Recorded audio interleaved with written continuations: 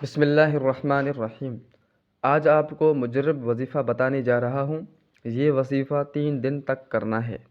جمعرات، جمعہ اور ہفتہ کے دن قبلہ رخ بیٹھ کر فجر کی نماز کے بعد سورہ کوثر 129 مرتبہ پڑھنی ہے، اول آخر درود شریف کے ساتھ۔ پھر عصر کی نماز کے بعد 129 مرتبہ سورہ کوثر پڑھنی ہے، اول آخر درود شریف کے ساتھ۔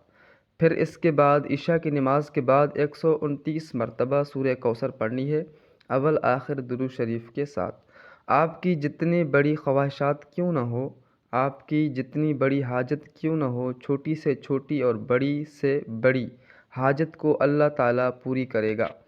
اللہ پر یقین رکھ کر خوش دلی سے یہ وظیفہ کریں۔